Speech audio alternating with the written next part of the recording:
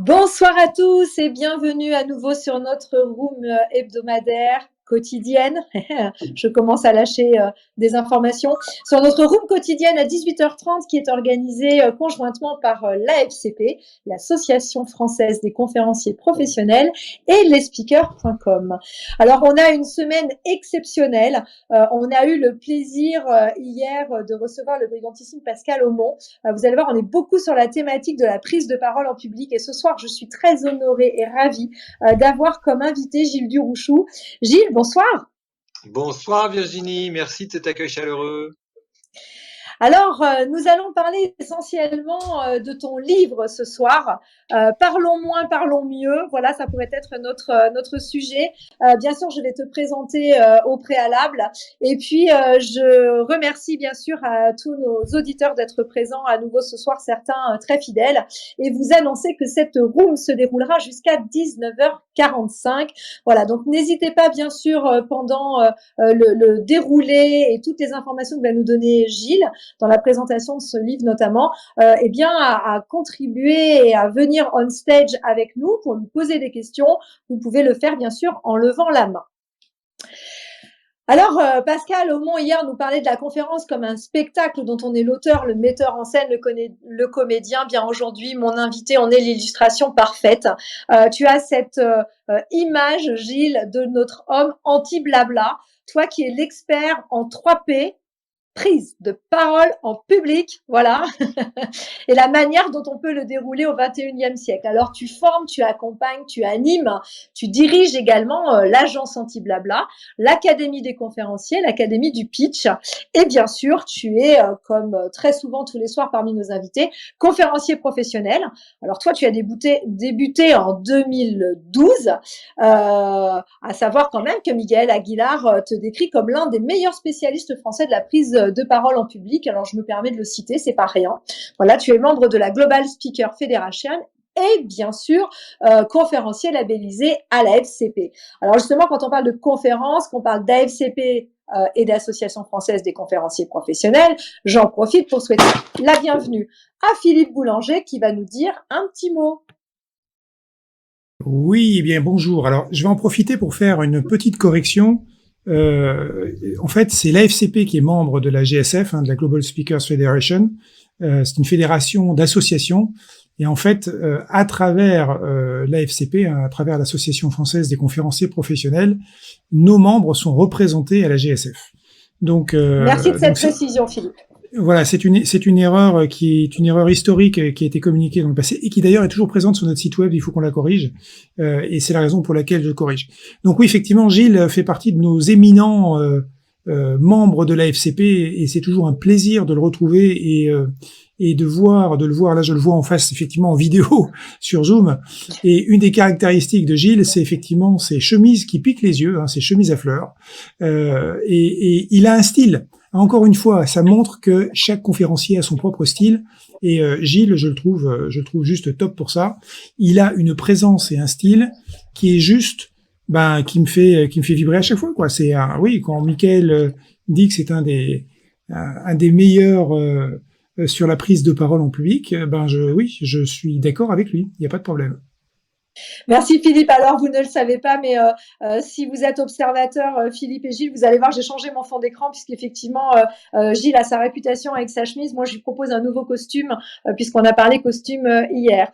Eric Blo, tu es le dirigeant des speakers.com. Est-ce que toi aussi, bien sûr, tu peux nous dire un petit mot d'accueil? Avec plaisir. Moi, je recherche toujours des conférenciers sur ma plateforme. Gilles y est depuis longtemps. Et c'est marrant parce que j'ai rencontré Gilles à la FCP dans une journée à Paris où on avait échangé et presque sympathisé. Et je trouve qu'il fait partie des gens qui non seulement sont à l'aise sur scène et ont des choses à raconter, mais en plus il sait transmettre. Et donc j'espère pouvoir lui envoyer plein de conférenciers débutants dans son académie, enfin débutants ou pas d'ailleurs, mais qui viendraient parfaire un peu leur art grâce à lui. Et je trouve que c'est une des très belles rencontres de mon métier, Gilles Durouchou. Merci beaucoup Eric, merci Philippe également. Alors justement, on parle de costume de conférencier. Eh bien, Gilles, toi, quand tu revais le tien, eh bien, tu revais un habit, pardon, d'humour, de bienveillance, de talent et de créativité. Tu es parmi les personnages qui sont fédérateurs, empathiques et accessibles. Et Pascal Lomo, qui est avec nous hier, confirme bien sûr cette bienveillance. Il y ajoute même la simplicité et la modestie. Alors là, c'est pour ça que je ne vais pas en dire plus d'ailleurs, eu égard à ton humilité. La communication, bien, c'est la discipline majeure depuis ces dernières années dans laquelle comment dire, j'ai perdu mon mot, tu l'étudies, tu la décortiques, tu l'analyses et surtout, bah, tu nous permets en matière de prise de parole en public d'être, et quand je dis nous, c'est nous, les dirigeants, les collaborateurs, les conférenciers au travers de ton académie, effectivement, eh bien, d'aller le plus possible à l'essentiel, à l'authenticité. Et puis, surtout, bah, tu vas nous donner les éléments qui sont importants pour toi dans ce registre. Alors, ce dont on va parler aujourd'hui, bien sûr, c'est avec ta casquette d'auteur, puisque tu as publié récemment ce livre Parlons moins, parlons mieux, l'art de la prise de parole créative et convaincante aux éditions Mardaga. D'ailleurs, c'est amusant parce que lors d'Elevate, on parlait de différence, rien que sur cette thématique de la couverture de ton livre, déjà tu es entré dans une forme d'audace. Avant de te demander d'ailleurs pourquoi ce livre, tu veux raconter cette petite anecdote du choix de ta couverture? Oui, qui est un choix par défaut, hein, puisque en fait, ce que j'avais raconté, c'est que j'ai fait bosser une amie qui est graphiste en lui donnant carte blanche. Je lui dis, écoute, voilà le sujet, elle me connaît, elle savait de quoi je traitais, et je lui ai dit, vas-y, propose-moi une couverture. Et comme elle sait que je suis plutôt, d'ailleurs c'est le titre dans le bouquin, il y a marqué l'art de la prise de parole créative. Donc la créativité, c'est quelque chose qui moi est important dans mon parcours. Et donc, j'avais dit à Zou, écoute, vas-y, lâche-toi, fais-toi plaisir. Et elle m'a fait une couverture qui était très créative, qui cassait complètement les codes. On aurait dit éventuellement une couverture de polar, donc ce n'est pas du tout dans le registre de l'efficacité professionnelle ou voilà, une couverture assez convenue. Évidemment, cette couverture n'a pas du tout plu à l'éditeur. Et donc, il a fallu trouver un juste milieu. Et la couverture actuelle est un vrai compromis entre ce que l'éditeur pouvait me proposer, que moi je trouvais vraiment, vraiment beaucoup trop convenu, et c'était pas possible pour moi de sortir un livre avec une couverture aussi convenue par rapport au message qu'il y avait dans le livre. Je peux pas sortir un message dans lequel je dis en fait, au début du livre, il y a une chose que je dis, c'est il y a deux idées dans ce bouquin, il y a oser et faire simple. Voilà, c'est les deux idées à retenir, c'est ça.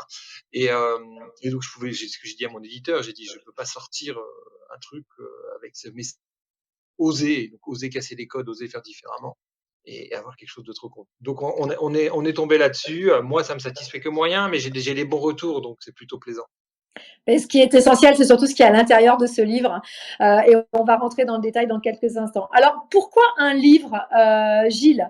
Est-ce que tu peux nous dire un petit peu comment cette aventure est arrivée? Est-ce que c'est une initiative de ta part? Est-ce qu'on te l'a soufflé? Comment es-tu arrivé à l'écrire? Euh, alors déjà, c'est marrant parce que moi, je pensais que j'avais rien à dire dans dans un livre, mais c'est vrai que ça fait des années qu'on me dit, des amis me disent, bah, tu devrais écrire, tu devrais écrire. Et le truc, c'est qu'en fait, écrire, c'est pas si difficile que ça. Maintenant que j'en ai fait l'expérience, je peux le dire. Euh, et j'avais à cœur d'écrire quelque chose si ça avait de la valeur. Et ça, c'est très difficile en fait. Je trouve que c'est très difficile de mettre de la valeur dans un sujet qui est multitraité depuis des millénaires. C'est-à-dire que depuis Aristote, Cicéron, Plutarque, Démosthène, enfin tous ces grands noms qu'on peut associer à l'art de la rhétorique et de l'éloquence, le sujet de la prise de parole en public, il a été mais multitraité. Je ne sais pas combien il y a d'ouvrages sur la prise de parole en public, mais c'est juste colossal. Donc, qu'est-ce que je pouvais apporter de plus? Moi, ça m'intéressait pas trop de faire quelque chose comme ça. Donc en fait, j'avais l'idée qui traînait dans un coin de ma tête, et de temps en temps, je couchais sur le papier quelques lignes comme ça. Je racontais une anecdote, une histoire qui m'était arrivée. Et puis en fait, après, c'est le hasard qui fait les choses, hein. C'est-à-dire que moi, j'ai eu cette grande chance d'être contacté par un éditeur. Donc bon, bah, on fait moins la fine bouche déjà quand on vient vous chercher. Donc j'ai trouvé ça déjà vachement sympa, et bah, j'ai dit d'accord. Donc voilà, je me suis mis à écrire parce qu'on me l'a demandé en fait. Bon, bah, s'il suffit de te demander quelque chose pour que tu le fasses, c'est formidable. Ouais.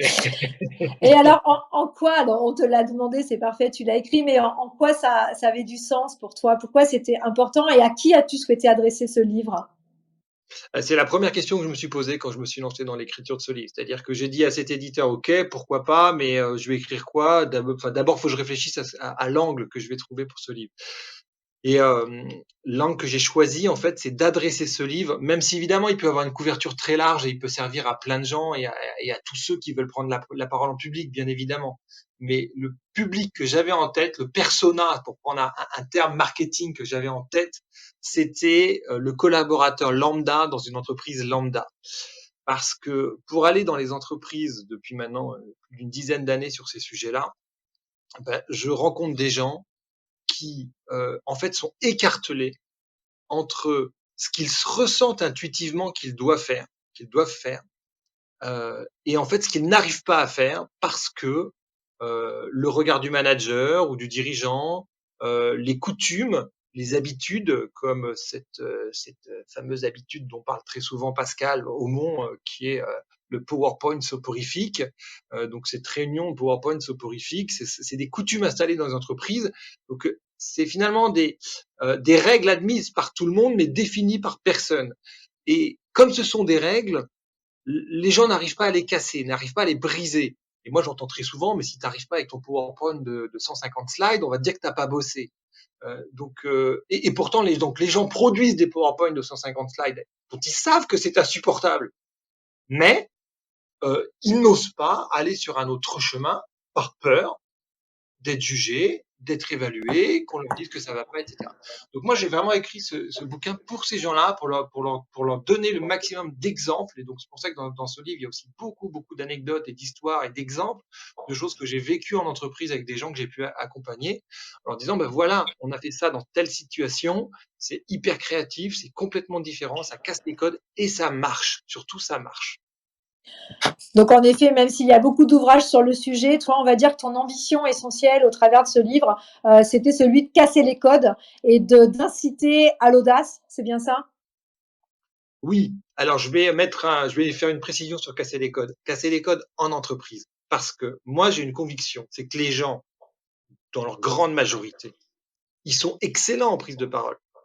C'est-à-dire que les gens, ils ont des amis, ils ont des familles, ils ont des conjoints, des gens qui les aiment, ils ont des enfants. Quand ils parlent à ces gens-là, ils savent leur parler, ils savent s'exprimer, ils savent mettre de la couleur dans les mots, ils savent mettre de la couleur dans la façon de s'exprimer, ils savent jouer de leur corps, ils savent jouer de leur voix, ils savent faire tout un tas de choses.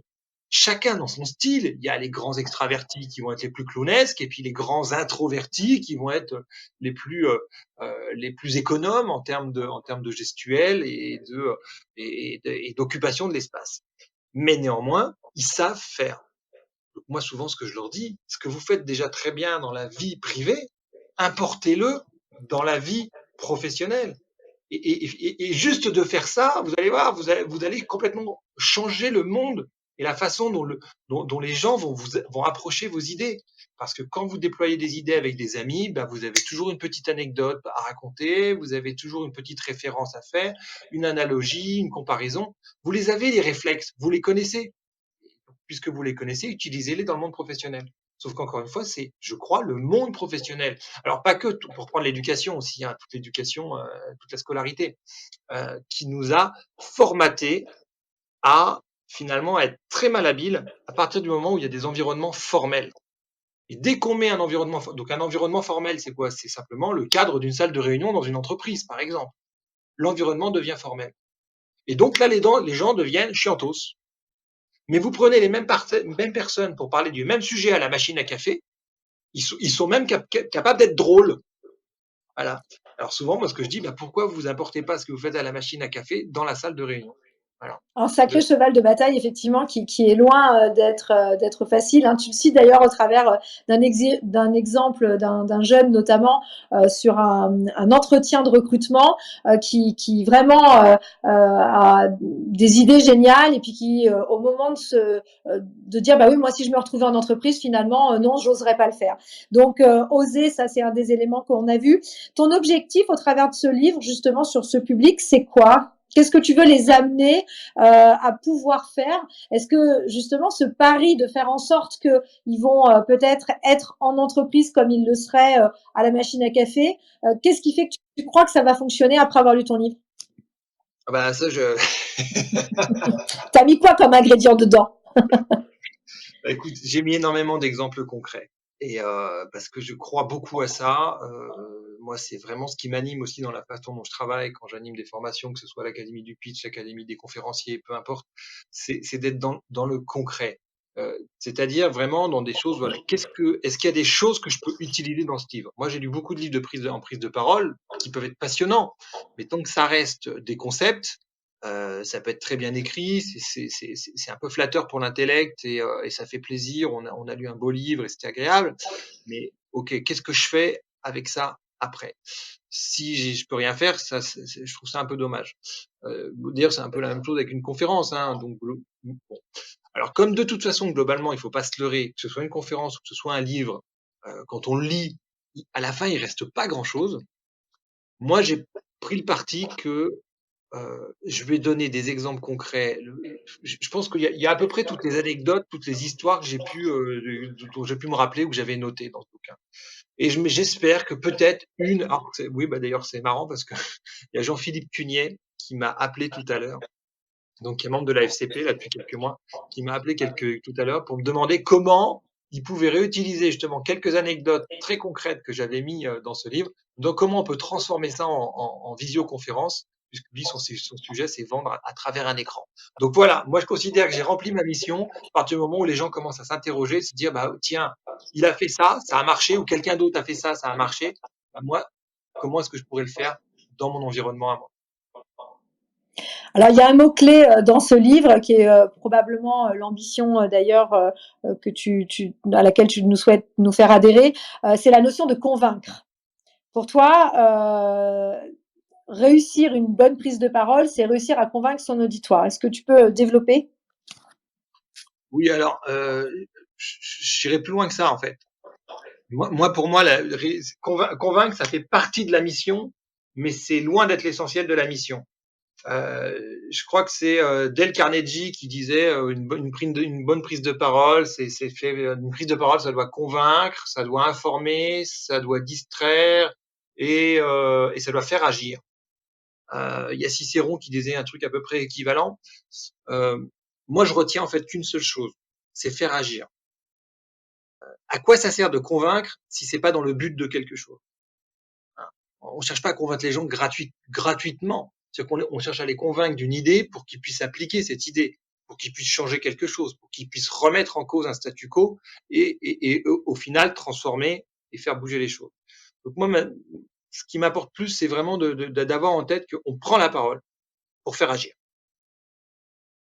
Alors, comment on fait justement pour faire agir? Est-ce que tu as des clés secrètes? Les clés secrètes, en fait, elle est connue depuis la nuit des temps. Encore une fois, hein, les gens ont tout écrit depuis 2000 ans. Il faut que les gens aient envie. Voilà. Alors, il faut que les gens aient envie. Donc, pour que les gens aient envie, il faut pas les abreuver d'informations. Pour que les gens aient envie, il faut deux choses. Il faut qu'ils comprennent et il faut qu'ils se sentent intelligents. Et à partir de là, j'ai compris un sujet qui m'était jusque-là un peu abscon ou un peu sur lequel j'avais des choses sur lesquelles je me sentais pas très à l'aise. Et en plus, j'ai bien compris, je me sens vachement intelligent. Et ben, à ce moment-là, je vais avoir envie de passer à l'action. Et là, en fait, on est sur un registre qui est le registre qui fait bouger les gens et que tout le monde connaît aujourd'hui. C'est le registre émotionnel. C'est-à-dire qu'on va chercher les gens, non pas sur la compréhension intellectuelle d'un sujet, mais sur ce que ça leur procure comme sensation. Et à partir du moment où ça procure des sensations, où ça vient nous animer d'un point de vue émotionnel, alors là, on se met en mode envie. Alors, ce que tu appelles le story living, effectivement, dans ton livre, si je me trompe pas, qui vient du coup compléter un autre point qui est important pour toi, justement, le storytelling, qui est de raconter des histoires. Je crois que tu as une partie entière sur laquelle tu montres combien il est important de raconter des histoires. Alors, pourquoi, justement, l'histoire a autant d'impact? L'histoire, elle a de l'impact parce que, en fait, ça produit une première chose, l'histoire, c'est que ça capte l'attention des gens. quand vous commencez à raconter une histoire, vous pouvez être certain que tout le monde pose son smartphone, sa tablette et tout d'un coup vous écoute. Ensuite, si elle est bien racontée et qu'elle est bien structurée avec des éléments de suspense, alors à ce moment-là, on va rentrer dans l'histoire et on va la suivre et ça va être agréable. Donc on passe un bon moment. Donc là, on est en train de passer un bon moment. Puisqu'on passe un bon moment, on est bien. Si on est bien, je suis sur lequel registre? Je suis le registre de l'information ou sur le registre émotionnel? Je suis sur le registre émotionnel. Donc là, je suis en train de déclencher l'envie d'en savoir plus, le désir de rentrer en contact avec vous, de créer du lien.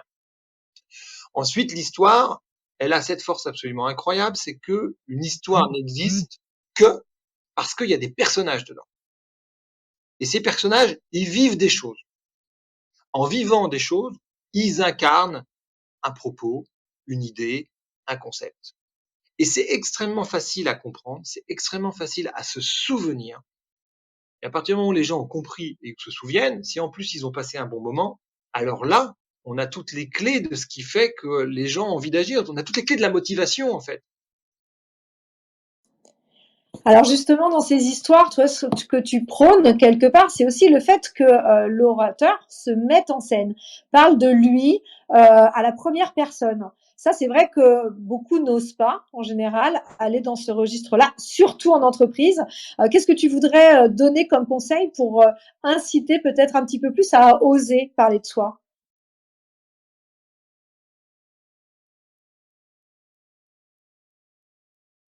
Ah, on a une coupure peut-être? Là, Non, c'est bon. je vous invite surtout pas à parler de nous. C'est-à-dire que culturellement, parler de soi, c'est être narcissique, c'est être égocentré, c'est être intéressé par soi-même.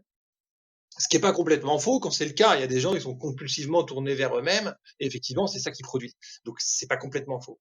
Mais la réalité, c'est qu'on est tous inspirés par des gens. On n'est pas inspirés par des concepts. Toi, Virginie, tu m'inspires, je te l'ai déjà dit, parce que je trouve que tu prépares remarquablement bien tes interventions quand tu fais ton travail de maître de cérémonie. C'est toi qui m'inspires, c'est pas les idées que tu développes. Et après, puisque tu m'inspires, tu vas pouvoir me faire passer des messages et peut-être influencer ma prise de décision, influencer mes engagements, mais parce que d'abord j'ai créé un lien avec toi, tu as créé un lien avec moi et que ce lien m'inspire. Ok?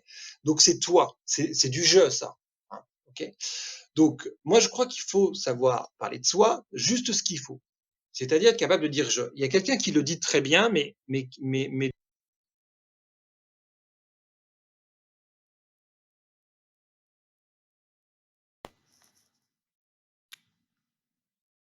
Je crois qu'on a perdu Gilles. Alors effectivement, Gilles est dans un contexte particulier. Il faut qu'on le prévienne. Je le préviens tout de suite qu'effectivement, parce que je crois qu'il continue de parler, je le vois sur Zoom. Il n'a pas vu qu'il nous a quittés sur Clubhouse. Voilà, donc Gilles Durouchou, j'en profite le temps qu'on le rappelle, si Philippe, peut-être tu peux lui faire une mention aussi en parallèle. Ouais. Voilà, Gilles est de retour avec nous, donc je vous rappelle que nous sommes sur la room de la FCP des speakers.com et que notre invité ce soir est Gilles Durouchou en tant qu'auteur ce soir sur la lecture autour de son livre Parlons moins, parlons mieux. Du coup, nous ne parlions plus du tout. Gilles, es-tu de retour, peut-être en réactivant ton micro? Est-ce que tu m'entends ou Voilà, pas? on a eu une petite coupure. Cette fois-ci, on t'entend. Alors, attends. Ok. Non, ton micro est désactivé sur Clubhouse, en fait. Oui, Gilles, il faut que tu réactives ton micro sur Clubhouse. Là, on t'entend à travers Zoom. Voilà, c'est bon.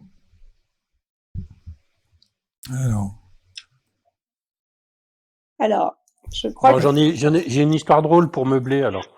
Non, en fait, vous ne le savez pas, mais Gilles est parti changer de chemise pour t'impressionner, Virginie. Ouais, c'est ça, effectivement, il a changé de costume. Non, Bon, mais en fait, j'arrive pas à rentrer dans la room là. Ok, Gilles n'arrive plus à rentrer dans la room, donc Gilles. Ça y est. Ça y est, t'es dedans. Ok. Alors, Gilles, okay. Est-il revenu avec nous? Sinon, on Voilà. passera. Voilà, le voilà. Ouais. On t'entend très bien, Gilles. Ok, désolé, ça s'est déconnecté tout seul. Pardon. Bon, en même temps, on attendait la blague d'Eric, c'est dommage.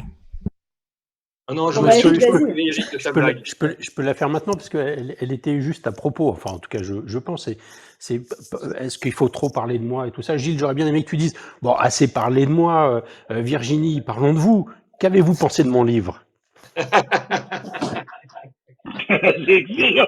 Ah, mais je peux y répondre puisque effectivement, Gilles m'a transmis son livre que j'ai vraiment parcouru avec grand plaisir. Virginie, et c'est d'ailleurs ce qu'on fait. Virginie, si tu réponds à cette question, ça veut dire que tu n'as pas compris la blague. Donc, merci de ne pas le faire. J'avais tout à fait compris la blague, Eric, mais en même temps, je poursuis justement le déroulé de son livre parce que c'est toi qui l'as pas lu, Eric, au final.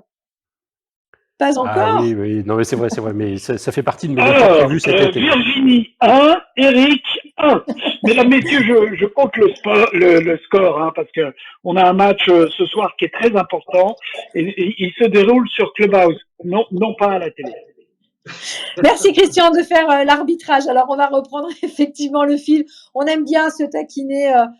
C'est la belle relation que nous avons d'ailleurs dans cette équipe qui permet que chaque jour nous ayons des invités prestigieux et de remarque. Et vraiment, merci Gilles. Alors on reprend sur cette notion du jeu justement. Est-ce que tu peux reprendre peut-être la manière que l'on a de s'impliquer? Pourquoi c'est important?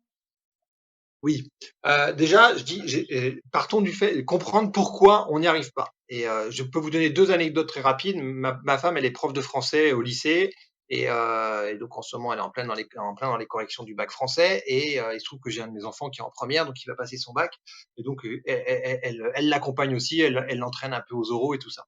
Et elle lui expliquait pas plus tard qu'hier à un moment donné, sur une explication de texte, dit bah voilà, par exemple, là, tu pourrais donner ton avis personnel et puis et dire pourquoi cette notion-là t'interpelle, etc., etc., et oser t'engager et parler un peu de ce que tu penses, quoi. Et mon fils, donc, à 17 ans, il a dit mais ça va pas, mais personne fait ça, mais c'est pas possible, quoi. Donc, pour vous dire à quel point c'est ancré dans encore chez les jeunes d'aujourd'hui que c'est extrêmement difficile de parler de soi, de s'exprimer. Et ça, c'est un enseignement qui est un peu en train de changer, hein. Il y a une culture qui change un peu, mais elle est très très lente. Et ma femme me disait il y a 2-3 ans, je me souviens en entrée en seconde, début de cours en début d'année, elle leur demande de faire une rédaction aux jeunes de seconde à la première personne. Et il y en a un qui a dit, mais madame, c'est la première fois qu'on nous demande de faire une rédaction à la première personne. On nous dit toujours de dire nous, de dire on. Et on retrouve exactement la même chose dans les entreprises. C'est parler de nous, parler de l'équipe, parler de l'ensemble, parler du collectif. Alors, moi, évidemment, je pense que c'est très important d'avoir cette notion collective et je suis pas en train de dire, soyez narcissique et pensez qu'à votre gueule. C'est pas ce que je suis en train de vous dire. Ce que je suis en train de dire, c'est que quand on commence, quand on s'investit, quand on s'engage dans un propos, alors à ce moment-là, les gens vont avoir davantage envie de nous suivre. Ce que dit Simon Sinek dans sa conférence le Why How What, là, qui est multi connu, et on nous bassine tout le temps avec le why, le why, le why, le why. En fait, ça veut dire quoi le why? Ça veut dire quoi? Ça veut dire, Simon Sinek nous dit, ça veut dire que les gens n'achètent pas ce que nous faisons, mais ils achètent, ils adhèrent, ils s'intéressent à ce en quoi nous croyons, en nos convictions profondes. Excusez-moi, mais comment est-ce qu'on fait passer des convictions profondes si à un moment donné, on s'engage pas personnellement et on dit pas je, et on s'exprime pas à titre personnel. Donc moi je crois que c'est absolument fondamental, ça peut changer des choses. Je sais plus si je donne cet exemple dans le bouquin, mais il y a un exemple qui est très frappant qui m'est arrivé il y a quelques années avec une entreprise qui fêtait ses 30 ans. Et donc, il mettait en place un événement pour l'ensemble de ses collaborateurs. Et le directeur de la communication de cette entreprise, qui était quelqu'un de très professionnel, mais je dirais très conventionnel, très carré dans sa façon d'aborder les choses, était essentiellement tourné sur l'organisation, sur la mécanique de l'événement, sur la planification. Et il me disait, bah, c'est dommage, j'arrive pas à embarquer mes équipes. Alors, je lui ai demandé qu'il me montre un peu comment il présenter les choses. Et quand il m'a montré les réunions qu'il faisait avec des slides PowerPoint qui étaient très riches, très denses, avec beaucoup d'organisation, des plannings, des choses comme ça, je dis bah oui, je comprends qu'effectivement ce soit pas hyper excitant. T'as quand même, tu vas quand même communiquer sur un événement qui sont les 30 ans de la boîte, donc c'est en interne, il y a de quoi faire quelque chose de super. Pour les clients à l'externe, ça va être aussi un grand moment. Donc il faut que tu rendes ce moment un peu vibrant, quoi. Et puis, surtout qu'ils faisaient quelque chose sur le thème de l'audace. Le thème qui a été retenu, c'était l'audace. Donc, j'essaye de voir avec lui comment on peut changer les choses. Et c'était quelqu'un qui avait vraiment beaucoup de mal à casser sa manière de faire. C'est vraiment, voilà, ses habitudes étaient tellement présentes qu'il n'y arrivait pas. Et dans la discussion que j'ai avec lui, finalement, il me dit qu'il a passé ses vacances en Grèce et qu'il est allé visiter les îles grecques. Il se trouve que moi, j'ai fait beaucoup de bateaux et je connais bien ces endroits-là. J'y suis allé souvent en bateau. Il y a une île qui s'appelle Amorgos, sur laquelle a été tourné le film Le Grand Bleu. Et sur cette île, en fait, il y a un monastère qui a été construit au XIe siècle par des moines, mais un peu comme une verrue accrochée à une falaise à 300 mètres d'altitude, sur une falaise qui doit faire à peu près 600 mètres de haut. Et ce monastère s'appelle le monastère de Chosoviotissa, et c'est une prouesse architecturale. Enfin, on se demande comment, au XIe siècle, des moines se disent, mais on va aller construire un monastère là, juste là, c'est là qu'on va le mettre, quoi. C'est le truc le plus improbable. Et donc, je lui parle de ça. Je lui dis, bah, si t'es allé à Morgos, t'as dû voir ça. Et puis, il me dit, bah oui, bien sûr, etc. Donc, on est parti de ça. Et il a fait juste une toute petite transformation dans sa réunion qui produit évidemment des résultats parce que le regard change complètement sur le manager qu'il était. Je lui dis, la prochaine réunion, tu accueilles tes collaborateurs avec une photo que tu aurais faite de ce monastère. Voilà. Belle photo, un beau slide, une belle photo. Et tu vas voir que les gens vont rentrer déjà dans la salle de réunion. Ça va créer un effet de surprise. Si tu crées de la surprise, tu crées l'attention des gens. Donc les gens vont s'intéresser à ce que tu vas leur dire sur le sujet. Et ensuite, tu peux très bien introduire ta réunion en disant, bah voilà, aujourd'hui, je voulais vous présenter cette photo parce que il se trouve que j'ai eu la chance de visiter cet endroit, d'aller voir cette construction, cette prouesse architecturale qui a été faite au XIe siècle. Ah, tu racontes un peu l'histoire, blablabla, blablabla. Voilà, tu fais vibrer un peu les gens sur le truc. Et puis tu termines en disant, mais voilà, je trouve que c'est un très beau symbole de toute l'audace de l'humanité, de l'homme, comment des hommes peuvent avoir cette idée d'aller faire ça. Et pour illustrer finalement notre événement, en tout cas la réunion d'aujourd'hui au sujet de cet événement que nous avons organisé sur le thème de l'audace, je trouvais que c'était un bon moyen de l'introduire. Ça, c'est une façon de parler de soi qui est pas narcissique. C'est un beau message à transmettre à une équipe, de dire, bah voilà, c'est quand même beau, quoi. Il y a des gens qui ont fait ça. Moi, j'ai eu la chance de voir ça, je le partage avec vous. Voilà. Et en plus, après, si on va plus loin dans la dynamique et dans l'équipe et dans le management, on pourrait très bien imaginer que ce manager dise à la prochaine réunion, qui veut bien nous partager une idée sur le thème de l'audace qui lui touche particulièrement. Et donc, les gens, à ce moment-là, vont se prendre au jeu, vous présenter des choses. Vous voyez que là, tout d'un coup, les relations, tout change. Tout change quand vous créez des relations comme ça, les liens s'instaurent. On raconte une histoire, on illustre son propos, même si c'est un propos déclaratif, même si c'est un propos qui est très fort et très puissant, eh bien, on a la possibilité, en racontant une histoire, de finalement casser l'ambiance, casser le rythme, casser l'aridité du propos et finalement inviter l'autre à ressentir une émotion. Et en fait, on conseille beaucoup j'ai été souvent en situation de conseiller des porte-paroles comme ça, en leur disant finalement, vous avez quelque chose d'un peu compliqué à expliquer, donc ça va demander une attention très particulière. Mais si vous arrivez à expliquer cette chose par une histoire, par une analogie, par ce genre de choses, eh bien, vous allez pas détourner votre propos, vous n'allez pas le dévoyer ou l'amoindrir, mais simplement vous allez vous permettre finalement de le ramener à une émotion qui est une émotion partageable. Parce que ces émotions, ce sont des choses qui sont très faciles à partager. Alors, parfois, il y a des speakers dans des situations de conférences de presse ou qui en usent ou qui en abusent. Et c'est le cas des hommes politiques et des hommes et des femmes politiques. Souvent, oui, un homme politique qui va vous dire grandiloquent, c'est un scandale que les gens aient une retraite, je sais pas moi, aussi basse après avoir travaillé des années, etc.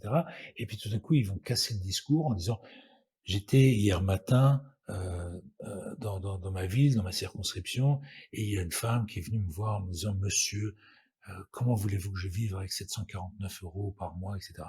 Et donc en fait, ça c'est une façon d'en abuser de ce storytelling, ce genre de choses, mais c'est une manière qui est très utilisée par les politiques, qui est une manière de dire finalement, je vais appuyer mon propos par une émotion, et cette émotion, je vais vous inviter à la partager parce que l'émotion que je décris, c'est une émotion que vous pouvez ressentir vous aussi. Voilà, donc c'était, je sais pas, Eric, si ça répond à l'attente que tu avais, mais voilà ce que je pouvais dire là-dessus. Oui, merci beaucoup pour ton apport, Christophe. Je voudrais pas faire la modération à la place de Virginie, qui le fait bien mieux que moi, mais voilà. Mais c'est un échange.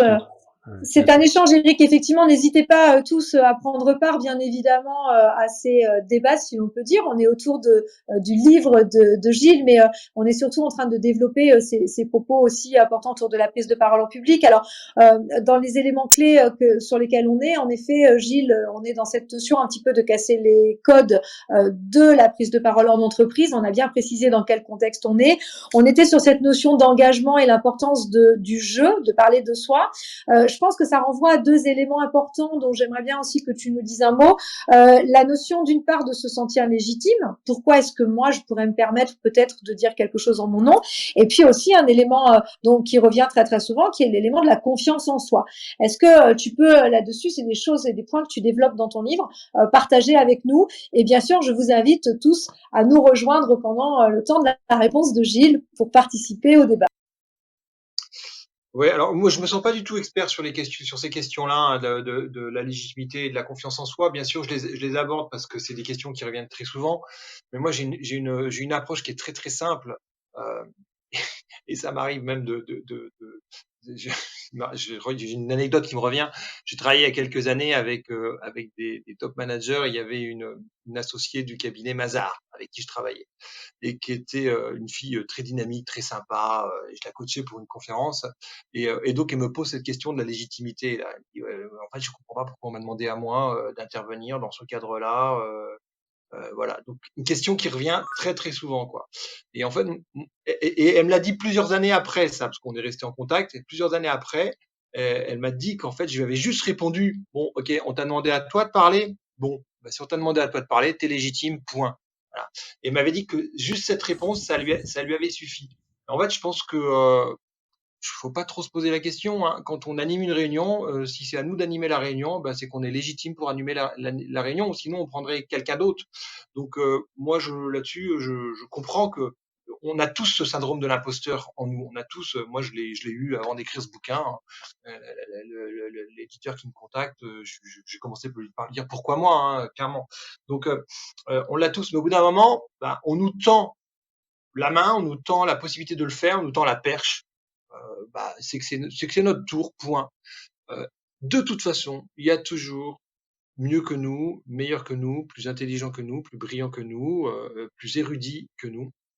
Donc, on réglera jamais le problème de cette question de la légitimité ou du syndrome de l'imposteur. À un moment donné, faut y aller, faut se jeter dedans, et puis voilà quoi. Faut avoir confiance en son message. Donc ça, c'est pour la légitimité. Et puis pour la confiance en soi, moi j'aime bien dire que en fait, le problème enfin, en tout cas, moi, je l'aurais comme ça pour moi et je l'aurais comme ça dans les formations que j'anime.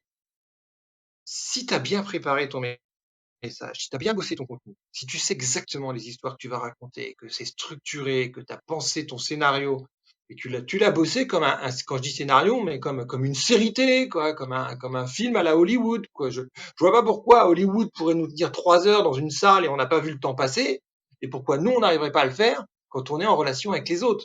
Donc, ça veut dire qu'il y a des techniques qu'on maîtrise pas. Mais quand on a bossé ces techniques-là et qu'on est super à l'aise sur le contenu, on a réglé un bon gros problème de la confiance en soi quand même. C'est-à-dire que, ok, c'est moi qui prends la parole, je sais ce que je vais dire parce que je l'ai bien bossé, c'est bien préparé et j'y vais. Alors oui, après, pendant le temps de prise de parole, il y a toujours les visions négatives qu'on va se faire. Ah oui, mais j'ai vu là, il y a monsieur machin, là, il avait l'air pas du tout intéressé.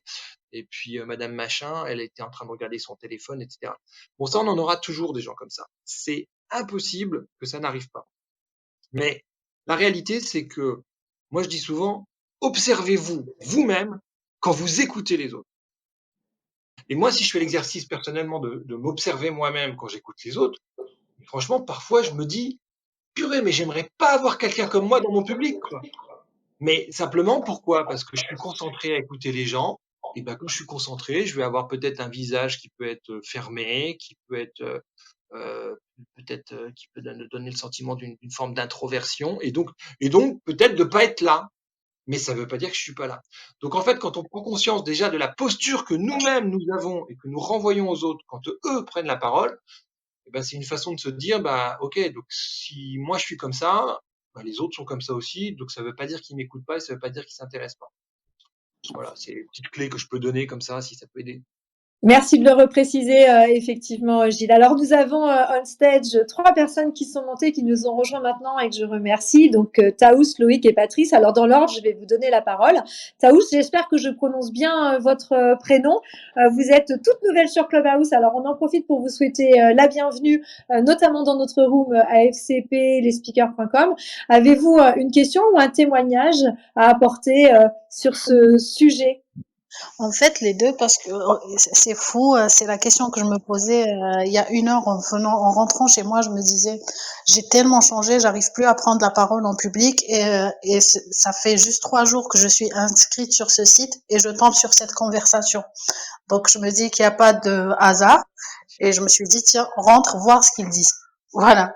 Et donc, bizarrement, c'est vrai que il y a une dizaine d'années, je pense Christophe, oui, j'ai vu qu'il était journaliste.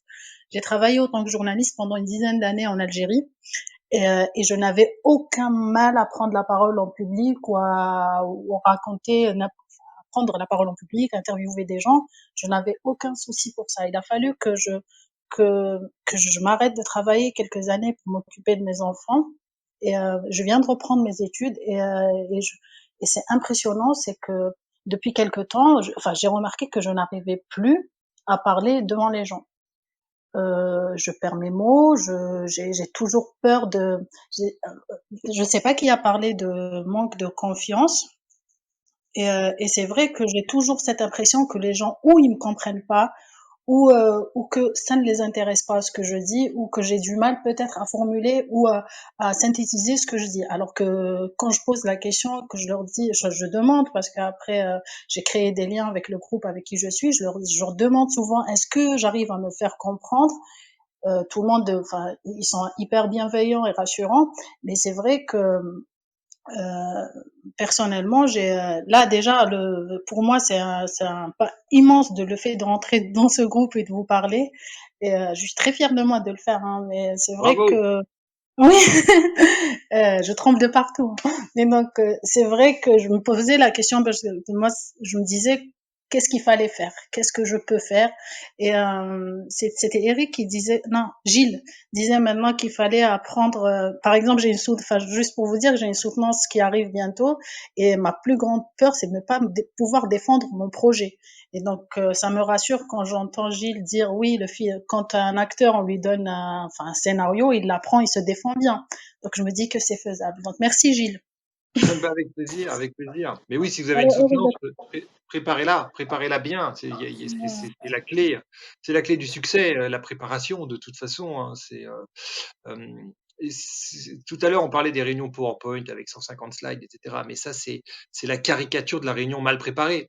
C'est-à-dire que au lieu de préparer un message et des idées, les gens prennent toute leur expertise et la déversent dans des supports type PowerPoint ou autre, peu importe, et la déversent en espérant que les autres vont faire le tri à leur place. Voilà. Sauf que le cerveau de l'autre, il est beaucoup trop petit pour digérer et pour comprendre toute l'information qu'il y a dedans. Donc déjà, il fait un tri qui n'est pas forcément le bon parce que il va pas forcément sélectionner les informations qui sont celles qui sont importantes. Donc c'est à nous de faire ce travail en amont. Mais la préparation, quand vous arrivez avec un truc bien préparé, une belle histoire bien construite et tout, mais je vous jure, les gens, ils vous disent merci à la fin. Ils vous disent merci. Il y a un truc, c'est très simple, hein. Et quand alors Taous, moi j'interviens beaucoup, par exemple, pour des étudiants, j'habite à La Rochelle et j'interviens dans les écoles d'ingénieurs ou de commerce à La Rochelle. Et il me faut intervenir pour aider les étudiants à pitcher leur projet d'innovation. Dans les écoles d'ingénieurs, ils doivent soutenir un projet d'innovation et ils doivent le soutenir, quoi. Mais en fait, ils viennent me chercher parce qu'ils me disent, on s'ennuie tellement dans ces soutenances qu'on a besoin de trouver des trucs pour arriver à tenir la journée, quoi. Donc, et ils sont reconnaissants. Ils sont reconnaissants parce qu'ils passent des bons moments. Retenez bien ça. Si vous offrez un bon moment dans la journée de quelqu'un qui, dans sa journée, en a pas beaucoup, bah, c'est un cadeau immense que vous lui faites. Merci. Merci. Merci Gilles. J'aimerais bien dire un petit mot à Taous. Ah, c'est gentil, oui, avec plaisir. Gilles, merci beaucoup pour tout ce que tu nous dis. Je dirais oui et le et c'est une expression qu'a utilisée Taous tout à l'heure. et elle disait je n'arrive plus à parler devant les gens. Et évidemment, ça c'est un truc dont je parle beaucoup moi quand je fais des trainings et des coachings. Et je dis, on ne parle pas devant les gens, on parle aux gens. Et ça fait une énorme différence dans le je, dans le nous, dans le vous, dans le on.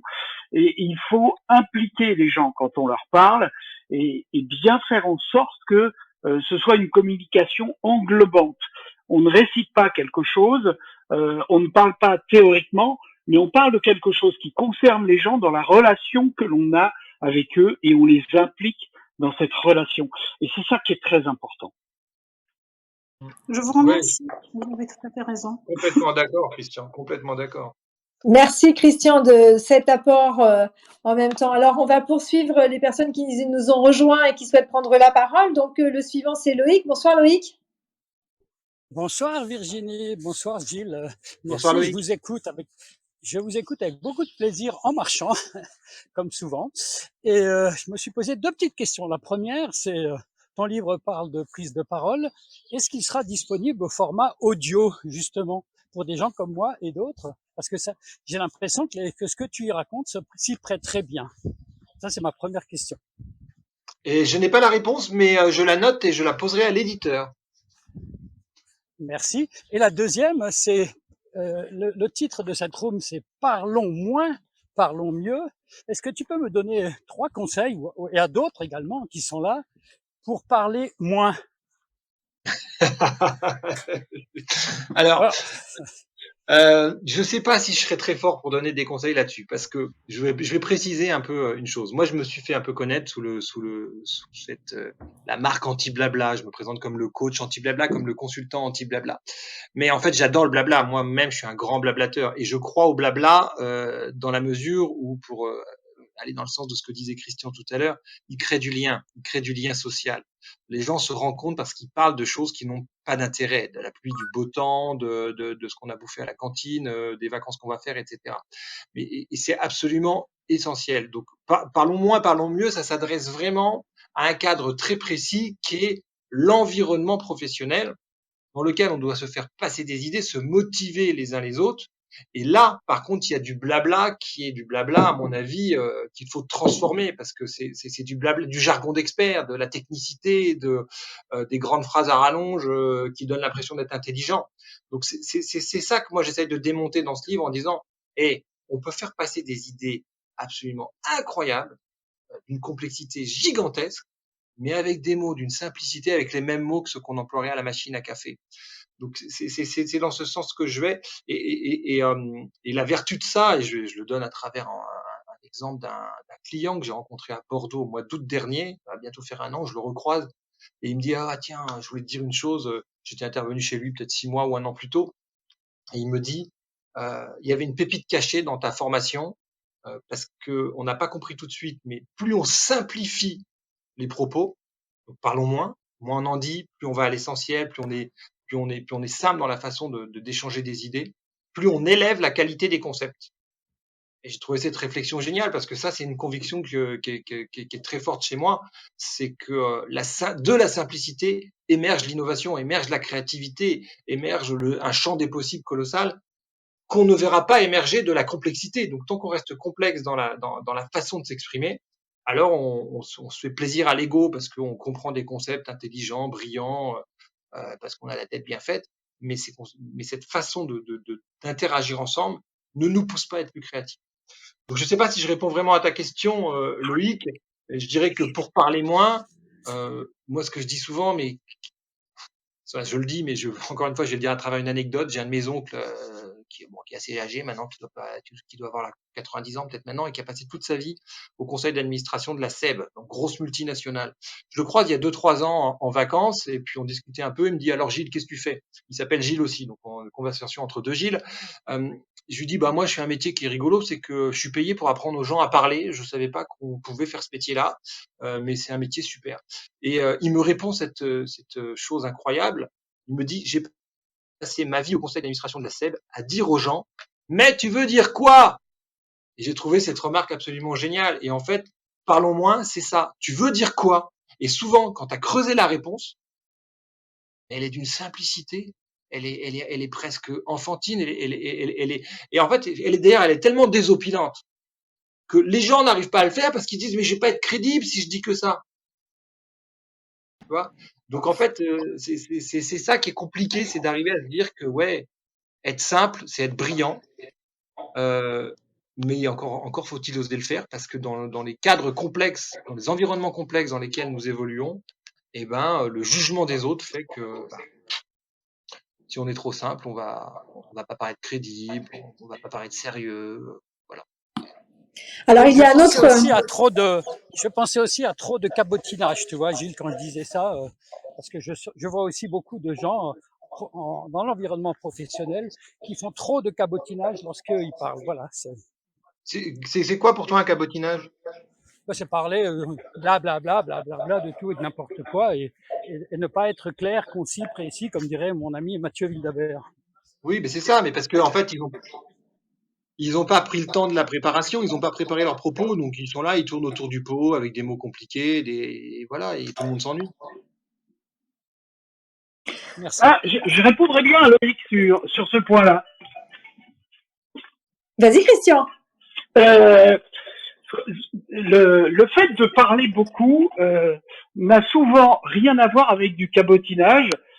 Pour intervenir souvent en entreprise auprès de gens qui sont amenés à parler devant leur père ou devant leur patron, ils veulent bien faire. Et ils pensent que s'ils amènent beaucoup de contenu, eh ben ça va être beaucoup mieux parce qu'ils ont envie de donner, ils ont envie aussi de se justifier parce que de montrer comment ils ont bien travaillé, mais souvent ça part d'une très bonne intention et c'est pas du tout du cabotinage parce que quand on a envie de bien faire, on donne beaucoup de choses. Or, le mieux étant l'ennemi du bien, et en matière de communication, l'efficacité est inversement proportionnelle au temps d'occupation de l'espace. Mais ça, il faut un petit peu de temps pour le comprendre et il faut prendre le risque d'en faire moins. Mais sur le cabotinage, je suis pas sûr que ce soit de ça dont il s'agisse, Loïc. Merci. Je t'en prie. Merci Christian de cette précision. Alors, il y a un autre domaine dans lequel je crois que parler moins et parler mieux s'applique aussi. Et c'est là que je vais donner la parole à Patrice en matière de marketing. Patrice, bonsoir. Oui, bonsoir Virginie, bonsoir Gilles, bonsoir à tous et à toutes. Je trouve ça très intéressant, j'aime bien le propos évidemment de parlons moins et parlons mieux. Ça va dans le sens de ce que j'essaye d'expliquer pour le marketing qui devrait prendre moins souvent la parole mais mieux.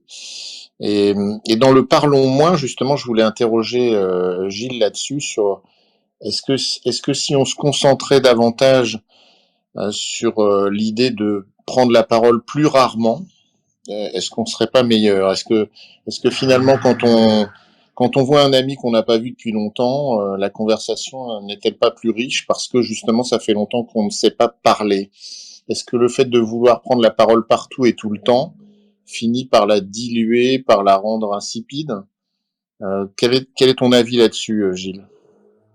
Ah bah, moi, clairement, je vais dans ce sens-là, c'est-à-dire, je pense qu'il y a énormément de réunions qui pourraient être supprimées dans les entreprises, ou alors menées différemment, c'est-à-dire avec moins de monde, des plus petits groupes, plus rapides, plus courtes, avec des règles plus strictes sur le temps de parole, par exemple, dans le sens d'aller parler moins. Moi, ce que je fais dans les réunions que j'anime souvent, c'est de distribuer des jetons de parole. Je distribue 6 jetons en début de réunion et chaque jeton correspond à 30 secondes de temps de parole. Ce qui veut dire que les gens ont 3 minutes de temps de parole dans une réunion. Et quand ils parlent, ils mettent un jeton au milieu de la table. Et puis quand ils ont plus de jetons, ils se taisent. Alors, en plus, c'est assez rigolo parce qu'il y a ceux qui parlent pas, donc il y a un marché du jeton qui s'installe. Hein, les gens s'achètent des jetons, se prêtent des jetons, voilà, donc ça crée un petit truc un peu ludique, mais au moins ça cadre complètement le temps de parole. Et quand vous faites ça, évidemment, quelqu'un qui a 30 secondes pour s'exprimer ou 1 minute parce qu'il va mettre 2 jetons, eh ben, il a une pensée concise, plus claire, il va droit au but, et il y a beaucoup moins de cabotinage, de blabla ou de. Évidemment, moi, je suis complètement d'accord avec cette idée-là, Patrice. Quoi. Merci Gilles. Merci Virginie. Eh bien, avec plaisir. Donc, vous êtes plusieurs à nous avoir rejoints. Je vous remercie et n'hésitez pas, nous sommes ensemble jusqu'à 19h45 sur cette room, lesspeakers.com et organisée également par l'AFCP avec Gilles Durouchot, notre invité ce soir en tant qu'auteur, mais bien sûr conférencier que nous connaissons bien sur ce thème de l'anti-blabla et surtout sur ce livre ce soir, Parlons moins, parlons mieux. Moi, je le vois bien, il me le fait voir également sur Zoom. Alors, bienvenue à Scott, à Wabida et à Sonia. Alors, dans l'ordre, je vais vous faire intervenir. Scott, que vous inspirent ces propos ce soir? Bonjour. Alors, ce qui m'inspire, j'ai beaucoup aimé parce que moi, je veux devenir conférencier, donc je suis là tout le temps à poser des questions, à écouter ce que vous dites, et le fait d'avoir cette académie et du coup parler. Moi, je viens du domaine de l'écriture humoristique, et c'est vrai que c'est notre combat éternel, c'est écrire moins, enlever des syllabes. Des fois, c'est à la syllabe près. Comment on peut dire la même chose avec moins de mots? Et ça m'a beaucoup interpellé depuis le début. Et ce que j'aimerais, c'est demander à Gilles, est-ce qu'il peut me conseiller un petit peu au niveau de la formation pour devenir conférencier? Parce que je vois qu'il y a une académie et un peu de panorama de par où commencer, quoi. Voilà. Alors, je ne sais pas si c'est le lieu pour parler de l'Académie des conférenciers. Moi, on peut se mettre en contact privé après pour que je puisse vous donner des informations sur l'Académie des conférenciers. Après, par rapport à votre question sur comment réduire, je pense que déjà, si vous faites de l'écriture humoristique, vous devez, à mon avis, déjà être bien armé. Moi, ce que je fais comme travail à l'Académie des conférenciers avec les gens que j'accompagne, c'est que première étape, je travaille avec eux le texte. Et pourquoi? Avant de travailler la scène. Je vous dis, on parle pas de prise de parole tant que vous n'avez pas un texte qui tient la route. Ok? Et ce que je constate la plupart du temps, mais c'est exactement ce que vous venez de dire, Scott, c'est que ils vont faire passer une idée dans un paragraphe qui fait 5 lignes, et que cette idée, elle peut très bien passer dans 1 ou 2 lignes. Et donc, il suffit juste de ciseler, d'arriver à ciseler, à comprendre, et finalement à comprendre dans le paragraphe quelle est l'idée qui est vraiment essentielle dans ce paragraphe. Et quand on arrive à faire ce travail-là, et ben effectivement, on commence à passer sur des choses qui sont beaucoup plus ciselées, beaucoup plus concises et beaucoup plus percutantes lorsqu'il s'agit de donner des conférences. Souvent, les gens écrivent comme ils écriraient un livre. Or, un livre, et même si moi j'ai essayé de m'appliquer par exemple ces règles-là dans l'écriture du livre, je vous donne un petit secret, hein, ma femme qui est prof de français et qui est fan de Camus, m'a dit un jour, Camus, c'est l'artisan de la phrase courte. Voilà, il aime bien les phrases très courtes. Donc j'ai essayé de faire ce livre avec des phrases très courtes. Et c'est vrai que je trouve personnellement que c'est plus facile à lire des livres quand les phrases sont plus concises que quand elles sont plus longues. Bon. Et je me suis perdu là. J'ai fait une digression sur Camus et je sais plus ce que je voulais dire sur l'écriture. Oui, ce que je veux dire, c'est que quand on écrit un livre, quand on invite les gens à rentrer dans notre univers à un moment donné où ils choisissent eux d'y rentrer, ça c'est la première chose, où ils sont souvent dans une bulle, ils se mettent dans le livre, le soir en se couchant, à la plage, tranquillement dans leur jardin sur un canapé, peu importe. Ils ont fait ce choix-là, donc ils sont disposés finalement à recevoir des idées qui peuvent être développées de façon plus large, plus diluée peut-être, prendre le temps de rentrer dans les idées. Mais quand effectivement on est sur scène ou quand on est en réunion et qu'on a face à nous des gens qui ont en fait 1000 raisons d'avoir leur esprit qui vagabonde parce que il y a un machin qui a fait ci, parce qu'il y a quelqu'un qui a dit autre chose, parce qu'il y a une porte qui a claqué, parce que etc., parce qu'il y a un téléphone qui a sonné. Bah, à ce moment-là, on peut pas se permettre ce luxe d'avoir des idées diluées. Et il faut que nos idées soient extrêmement concises, qu'elles soient vraiment taillées à la serpette, quoi. Et quand on écrit, alors ça après c'est agréable quand on écrit parce que il suffit de se relire. Et quand on arrive sur un paragraphe, on dit ah bah tiens il fait 5 lignes, mais si je le dis en 2 lignes, ah oui je pourrais le dire comme ça marche aussi. Voilà. Et là on est sûr qu'on va avoir quelque chose qui est beaucoup plus percutant. Donc pour écrire tes conférences, Scott, je t'invite vraiment à pratiquer ce que tu fais déjà dans tes spectacles. En fait, c'est pas tellement différent. J'espère, Scott, que voilà, la réponse de Gilles est suffisamment complète, à moins que tu ne veuilles peut-être plus d'informations. Non, C'est bon? oui, c'est bon, merci beaucoup. Merci Scott. Alors Wabida, une question peut-être pour Gilles. Bonsoir Wabida. Waïba même. Waïba, est-ce que vous êtes avec nous? Je vois que vous êtes monté on stage. Est-ce que vous avez une question peut-être pour Gilles? Bon. En attendant que Waïba... Oui, Juste, bonsoir. bonsoir à tous, bonsoir Gilles, bonsoir tout le monde. Au fait, ce que je voulais dire, c'est que Gilles, donc, si j'ai bien compris, c'est le coach de l'art oratoire. Quand on dit art oratoire, c'est vrai qu'au fil des temps, ça a évolué. D'après ce que j'ai compris, ce que j'ai pu lire, c'est vrai que les anecdotes à une certaine époque, c'était assez d'actualité. On racontait des anecdotes pour imager un petit peu une situation. Je l'utilise toujours, je trouve ça efficace, mais l'art oratoire dépend aussi de l'auditoire. Donc chaque auditoire a un art oratoire particulier et il faut jamais perdre en vue qu'il y a le qui, quoi, comment et pourquoi pour être circoncis et précis dans nos propos. Voilà, c'est tout ce que j'avais à dire. Merci. Merci beaucoup. Et puis autant pour moi d'avoir accroché votre nom. J'ai plusieurs écrans devant les yeux et je l'ai mal lu. Il y a pas de souci, il y a pas de souci, je comprends tout à fait. Merci beaucoup. Sonia également est avec nous. Bonsoir Sonia. Bonsoir, grand merci pour m'accueillir et grand merci pour tous les partages et notamment Gilles.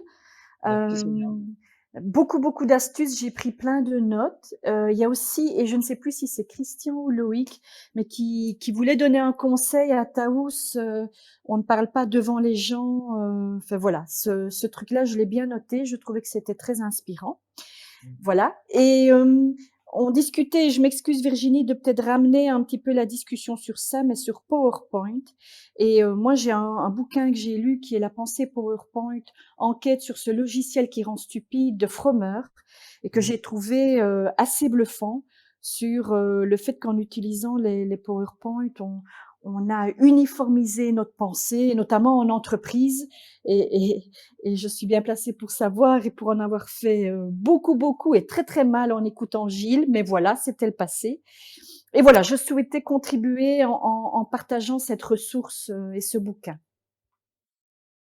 Merci Sonia, merci beaucoup. Mais en fait, moi je voudrais réagir là-dessus parce que c'est vrai qu'il y a une cabale contre PowerPoint depuis quelques temps. Alors PowerPoint et on peut englober, moi j'englobe dans tous les autres logiciels de présentation. Hein. Quand Prezi est sorti il y a quelques années, on ne jouerait plus que par Prezi, Super Prezi, etc. Machin.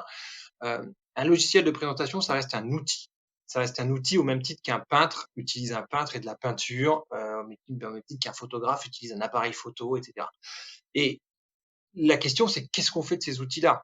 Moi, je trouve qu'ils peuvent être absolument magiques et extrêmement puissants. On peut faire des trucs, mais absolument incroyables, à partir du moment où on comprend qu'ils s'intègrent dans une présentation multimédia. Quand nous prenons la parole, nous sommes dans une présentation multimédia. C'est-à-dire qu'il y a l'orateur, donc la personne qui parle, il y a donc le texte, c'est les mots qu'elle va dire, il y a les visuels qu'elle va pouvoir utiliser si elle utilise une présentation, ça peut être de la vidéo également, ça peut être des extraits sonores, ça peut être également des objets, ça peut être tout un tas de choses qui fait que finalement, chacune de ces choses qui vient composer la présentation, la prise de parole, participe et apporte quelque chose à la prise de parole. Si ça ne vient que répéter la prise de parole, ce qui a déjà été dit, donc c'est-à-dire concrètement lire un PowerPoint parce qu'il y a du texte dessus et que vous lisez ce qui est écrit, ça n'a absolument aucun sens. Maintenant, si vous dites quelque chose et que, je vous donne un exemple très concret, une conférencière avec qui j'ai bossé il y a quelques années, elle commence sa conférence en disant « je suis une femme parfaite ». Bon, c'est un peu prétentieux, c'est vrai. Mais au même moment, elle affiche derrière elle une image qui est la couverture du livre « La femme parfaite est une connasse ». Vous avez déjà entendu parler de ce livre. Bon, quand vous dites ça et que vous affichez un visuel comme ça, évidemment, c'est complémentaire. Il se passe quelque chose de l'ordre du multimédia. L'image, le son, la présentatrice, tout va ensemble. Et si vous n'avez pas tout, le message ne passe pas. C'est exactement comme quand vous regardez une série ou un film. Vous avez un son qui fait une ambiance sonore, des images, et puis des dialogues par-dessus. Et si vous changez la musique, je me souviens d'une conférence il est à la FCP aussi, j'ai oublié son nom, mais il montrait la musique, les images des Dents de la Mer, avec une petite musique de dessin animé ou très très sympathique pour enfants, ça change complètement l'ambiance du film, forcément. Voilà. Donc, je crois que le PowerPoint et les outils de présentation participent de la réussite à partir du moment où ils sont utilisés avec toute la puissance du média qu'ils représentent. Je suis d'accord et je terminerai mon intervention, Virginie, avant de passer le bâton de parole à quelqu'un d'autre. C'est qu'en fait, on doit s'appuyer sur ça. Et avec le confinement, j'ai organisé pas mal de choses online, que ce soit des ateliers ou parfois juste présenter la stratégie au comité de direction. Je suis indépendante, mais voilà, j'ai dû faire ça. Et je partageais puis je départageais parce que je voulais qu'on me voie, qu'on voit les gestes, qu'on capte le regard. Et finalement,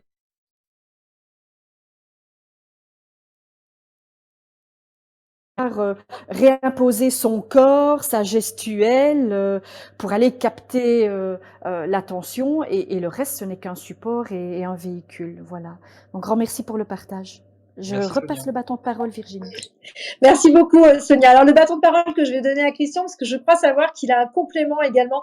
Alors, ce PowerPoint, c'est incroyable parce qu'on en a parlé déjà hier avec Pascal Aumont et on revient quand même très souvent sur ce fameux support qui fait couler l'encre, c'est le cas de le dire. Alors, Christian, tu vas amener un complément aussi, je crois, là-dessus. Je vais aller dans le sens de Gilles, parce que en fait, tout est question de dosage et d'utilisation. Moi, je dirais que quand on s'adresse à des gens dans un cadre public, c'est un peu comme une relation d'amour. Et le PowerPoint, ça peut très facilement être un tue-l'amour. D'abord parce que c'est trop utilisé, c'est mal utilisé, et que on se débarrasse de son intervention avec des PowerPoint. Moi, j'ai assisté un jour à un patron qui demandait à un intervenant, tu as préparé ton intervention? Ah oui, j'ai fait 25 PowerPoint. Et en fait, voilà. Alors, dans PowerPoint, il y a plein de choses. Il y a d'abord, je justifie mon travail. Regardez comme je suis beau et fort, comme j'ai bien travaillé. Je justifie ma position. Regardez comme je suis intelligent. Moi seul peux faire des PowerPoint aussi beaux, aussi chiants et aussi complets.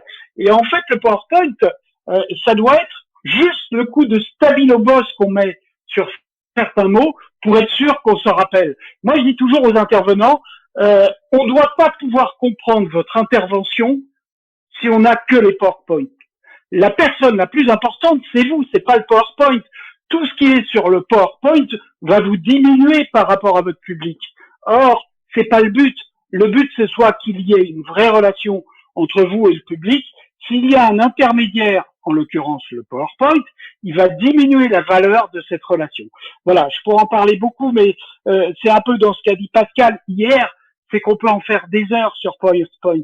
Alors, l'idée, c'est pas de le supprimer, évidemment, bien que Steve Jobs avait dit, celui qui sait de quoi il parle n'a pas besoin de PowerPoint. Et il l'avait prouvé par là même.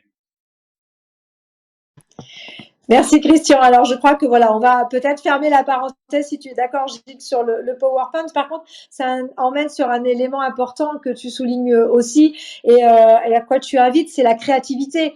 Pour toi, la créativité, je crois que c'est un élément clé dans la prise de parole. Oui, alors moi je viens du monde de la créativité, j'ai une formation de designer, donc j'ai eu toute une première partie de ma vie où j'étais directeur artistique dans la communication, donc c'est quelque chose qui me parle beaucoup. Et aujourd'hui, je retrouve beaucoup ça dans les formations que j'anime et dans la façon dont j'approche les choses, mais parce que je crois que ce que je dis souvent, c'est l'immense majorité des idées que nous partageons sont des idées, mais d'une banalité, mais affligeante. Elles ont été multitraitées. On en a écrit des tonnes, des bouquins, des conférences. Enfin, je veux dire, c'est celui ou celle qui arrive avec une idée originale aujourd'hui, c'est extrêmement rare. On a eu un Steve Jobs qui nous a amené un téléphone sans touche. Ouais, c'était une révolution. Bon, aujourd'hui, c'est complètement acquis. Et on voit bien d'ailleurs que même chez Apple, ils ont une innovation, elle est très limitée depuis, quoi. Donc, nos idées sont d'une énorme banalité. Ça ne veut pas dire qu'elles n'ont pas de valeur. Parce qu'une idée qui n'est pas suffisamment appliquée, prenons la prise de parole en public, c'est une idée d'une énorme banalité, mais bien évidemment, quand on voit comment on s'ennuie dans la majorité des réunions en entreprise, c'est une idée qui a de la valeur parce qu'elle n'est pas suffisamment appliquer. Mais alors, comment en parler pour que les gens se l'approprient et puissent la mettre en pratique ces nouvelles façons de faire? Ben, je crois qu'il y a que la créativité qui va nous aider à ça. Parce que c'est ça, on en a tellement parlé que si j'en reparle de la façon dont ça a été déjà raconté, qu'est-ce que ça va apporter de plus? Donc moi, je suis beaucoup là-dessus et surtout, je fais ce constat, et il y a énormément d'exemples dans le livre qui vont dans ce sens, qui est que quand tu sais de quoi tu veux parler, ça devient assez facile d'être créatif. Parce que de la simplicité naît la créativité. Quand tu arrives à aller chercher cette substantifique moelle de l'idée, comme on dit tous, hein, quand on parle de prise de parole en public, on dit aller chercher vraiment la finesse de l'idée, ce qui est le plus important, le sucre de l'idée. Ben, quand tu creuses dans ton idée et que tu cherches et que tu cherches, et tu arrives à trouver finalement ce qui est vraiment important que les gens retiennent, alors là, tu commences à aller vers de la créativité. Je donne un exemple dans le livre qui est une manager qui voulait faire changer de pratique ses collaborateurs autour de la mise en place d'un nouveau logiciel. Évidemment, on a tous vécu ça, migrer vers une nouvelle version d'un logiciel, c'est pénible, on perd nos fonctions, nos habitudes. Il va falloir qu'on se réacclimate à ce nouveau logiciel, c'est un peu désagréable. Donc, elle avait du mal à faire bouger ses collaborateurs. On est vraiment face à une problématique de conduite du changement typique dans une entreprise, quoi. Donc, comment amener ses collaborateurs à changer? Elle me dit, j'y arrive pas, je leur fais des réunions, pourtant je leur explique le nouveau logiciel avec des slides, les nouvelles fonctionnalités, blablabla, blablabla, blablabla. Bon, ça les engageait pas plus que ça. Donc, je lui dis, bah, qu'est-ce qui est important dans ton logiciel? Et en creusant l'idée, en allant chercher, au début, elle m'a dit des banalités, c'est un logiciel qui est génial, qui est beau, qui est design, qui est machin, qui est ceci, qui est cela, et des nouvelles fonctionnalités, des banalités. Et elle a fini par s'énerver un peu, et puis elle me dit, mais en fait, je comprends pas pourquoi il l'utilise pas, parce que moi, depuis que je l'ai mis en pratique, je suis devenu addict. Et je dis, bah, tu vois, là, on a une idée. Là, on a une idée, un logiciel qui rend addict. Tu vois que c'est vachement plus rigolo de parler de ton logiciel sous cet angle-là qu'en disant que c'est un nouveau logiciel avec des nouvelles fonctionnalités. Et comment la créativité naît de ça? Ben, tu te demandes comment tu vas traiter le sujet de l'addiction. Tu es dans une entreprise, donc milieu plutôt conventionnel, formel. Est-ce que tu vas parler de drogue, d'alcool, de tabac, de sexe? Je sais pas, moi. Bon, ça peut être un peu violent et décalé. Et donc, l'idée qui a été trouvée, c'était d'animer une réunion avec des biscuits apéritifs, des curly. Et en fait, quand tu reçois tous tes collaborateurs autour d'une table, il y a des petits paquets de curly. Déjà, tu les surprends, ils n'ont pas l'habitude de ça. C'est un truc. Qu'est-ce qui se passe? C'est la fête au village ou quoi? Il s'est passé un truc. Donc déjà, ils attendent de toi quelque chose. T'as toute leur attention à ce moment-là. Et ensuite, elle a animé sa réunion. Les gens ont commencé à grignoter les curly. Comme évidemment, on a tous vécu le truc que quand tu mets la main dans un paquet de cacahuètes ou d'un curly ou peu importe, c'est tellement salé, c'est tellement appétissant, ça fait tellement saliver que tu n'arrêtes pas d'en bouffer en fait. Tu termines le paquet en 2 minutes. Donc une fois que le paquet était vide, elle a fait une pause. Elle a dit bah, oh, vous n'avez pas mangé depuis combien de temps? Tu peux m'expliquer pourquoi il n'y a plus de curly dans les paquets? Et là, il y a forcément quelqu'un dans le tour de table qui va dire bah ouais, bah, quand tu mets la main dans le paquet, tu peux pas t'empêcher, tu y reviens tout le temps. Et ben voilà, c'est exactement l'effet que m'a fait le nouveau logiciel. Parfait. Fin de la réunion. Maintenant, du coup, Gilles, quand on mettra la main dans un paquet de curly, on pensera à toi. Association d'idées. Je vais donner la parole, puisqu'on arrive au terme de cette room ce soir, à Yasmine qui est montée on stage. Yasmine, vous aviez une question? Merci beaucoup, bonsoir à tous. Je vais me présenter, je suis Farchichi Yasmine, je suis tunisienne, je suis étudiante en deuxième année ingénierie informatique. En fait, j'ai une question. J'ai vécu des moments où j'arrive à prendre la parole en public. J'étais une modératrice dans un événement à l'école. Aussi, j'ai participé à un débat dans une émission à la télévision. Mais à chaque fois que je vais me parler en public, j'arrive pas à me contrôler ou bien à gérer le stress. Même si je maîtrise bien ce que je suis en train de présenter, ce que je suis en train de parler. Alors, y a-t-il quelques trucs à faire ou bien des astuces pour arriver à maîtriser ou bien gérer le stress quand je suis en train de parler en public? Alors moi j'ai une question pour vous, Jasmine. Est-ce que les autres voient que vous êtes stressée? Est-ce que Est-ce que les autres voient et vous disent que vous étiez stressée? Non. Et lorsque après de présenter ou bien de parler en public, lorsque je demande à mes amis ou bien à ma famille, est-ce qu'il paraît que je suis stressée ou bien que j'ai troublé? Ils me disent non, tu as parfaitement présenté ou bien tu as parfaitement parlé devant le public, alors que euh, alors Alors que que vous vous êtes senti oui, stressé. oui, Ok. Alors moi, je vous invite déjà à écouter ce que vous disent vos amis, les gens qui vous ont écouté. Si les gens vous disent que ça s'est pas vu, ça n'a pas été perceptible, ça veut dire que déjà vous avez bien géré votre stress. Ça, c'est la première chose. La deuxième chose, c'est que de toute façon, on est tous stressés quand on prend la parole en public. Moi, j'ai le trac avant de monter sur scène, avant chaque conférence. J'avais le trac avant de démarrer cette room. Demain, j'anime 2 jours de formation. Et j'ai le trac avant d'y aller. Je pense que c'est normal, ok. Après, il y a des petites techniques très simples pour diminuer ce trac, qui sont les techniques de respiration. La respiration abdominale, c'est-à-dire vraiment respirer avec le ventre, remplir bien les poumons d'air et faire descendre le diaphragme, ce qui fait que le ventre se gonfle. Vous faites 3-4 respirations et expirations vraiment posées avant de démarrer votre intervention. Vous allez vous mettre dans un petit coin tranquille, peut-être dans les toilettes s'il n'y a pas de coin tranquille. Vous faites ça et déjà ça c'est extrêmement relaxant et ça permet de faire descendre beaucoup le niveau de stress et de trac. d'accord, merci beaucoup. Merci Yasmine pour cette question. Alors effectivement, le stress, il y a énormément de sujets que tu abordes, Gilles, dans ton livre. Je crois qu'on a parcouru globalement les grands chapitres, on va le dire comme ça, puisqu'on a évoqué les enjeux au départ de la prise de parole en public, hein, informer, distraire, convaincre, faire agir. Et puis après, tu déclines énormément d'éléments, certains dont on n'a pas parlé aujourd'hui, mais en même temps, Pascal nous en a pas mal parlé. C'est l'utilisation du corps, de la voix, de la gestuelle. Tout ça sont des choses que l'on trouve également dans ton livre, avec une approche tout à fait différente. Donc, je vous invite bien sûr à découvrir le Parlons moins, parlons mieux, qui est l'ouvrage effectivement sorti par Gilles Durouchou avec nous pour conclure peut-être cette room. Nous avons bien sûr Éric Blot et Philippe Boulanger. Alors, on a évoqué cette notion d'innovation. Philippe, est-ce que tu veux peut-être conclure avec un mot et un lien entre la prise de parole en public et l'innovation? Alors oui, oui, je peux évidemment. Moi, évidemment, comme moi, je parle d'innovation dans mes conférences. Je considère qu'il faut être congruent et donc j'essaie de faire des conférences qui soient innovantes. Donc, une des caractéristiques de mes conférences, c'est de faire participer le public avec des expérimentations que je fais en live avec eux pour mieux leur faire comprendre les paramètres de l'innovation. Et donc, autre caractéristique dans mes conférences, c'est que j'essaye en général quelque chose de nouveau à chacune de mes conférences pour tester, pour regarder si j'ai pas une meilleure accroche à certains moments, où je peux faire passer le message d'une meilleure manière. Et dans ce cadre-là, je fais des expérimentations qui sont un petit peu différentes, où je teste des messages, enfin pas des messages, je teste la manière de donner mes messages de manière différente. Et donc après, effectivement, avec le feedback des participants, j'arrive à savoir si c'est bien passé ou pas, quoi. Puis après, tu vois dans la salle, hein, c'est le même principe, je pense d'ailleurs, que pour les gens qui font du stand-up.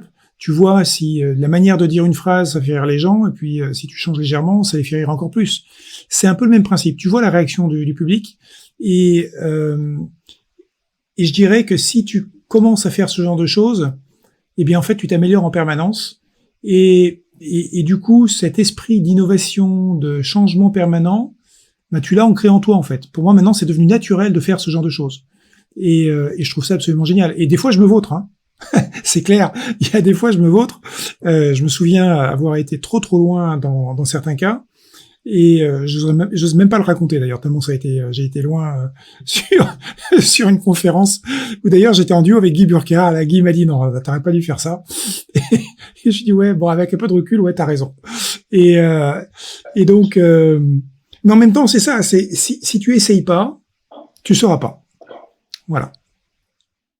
Ça sera ton mot de la fin, Philippe, alors. Ce sera mon mot de la fin. Et en fait, oui, c'est juste parce que tu m'as demandé de parler d'innovation. Maintenant, tout ce que dit Gilles est tellement sensé, si tu veux, que et puis ces exemples sont géniaux. Bon, moi, c'est pas les curly, c'est les Pringles, mais bon, ok, chacun son truc. Et toi, Eric, c'est quoi? C'est le moyen de te donner aussi la parole, peut-être, pour clore cette room avec Gilles Durouchou ce soir? Je vais juste vous remercier tous les deux d'avoir réussi à nous promener et à nous élever pendant toutes ces minutes. Là, c'était vraiment très intéressant. Merci beaucoup. Merci Eric. Merci Eric, merci à tous d'avoir participé à nos côtés, d'avoir pris part également aux échanges. Merci à toi Gilles de ta disponibilité, de ta générosité bien sûr et de cette simplicité qui te caractérise. Donc bien sûr, je vous invite à la lecture de son ouvrage. En plus, l'été, c'est un bon moment pour réfléchir à la manière dont nous allons prendre la parole dès la rentrée. Et puis pour terminer, vous le savez, je l'aime bien finir avec, alors c'est une citation un petit peu particulière, mais finalement je l'ai trouvée amusante parce que tu aimes les choses décalées, Gilles. Et donc, je clôturerai en disant, les mots sont gratuits, c'est ta façon de les utiliser qui peut te coûter cher. Bonne soirée à tous. Et demain, rendez-vous avec Régis Rossi pour parler d'intelligence émotionnelle et de comprendre à quoi ça sert. Bonsoir. Merci beaucoup, Virginie. Bonsoir.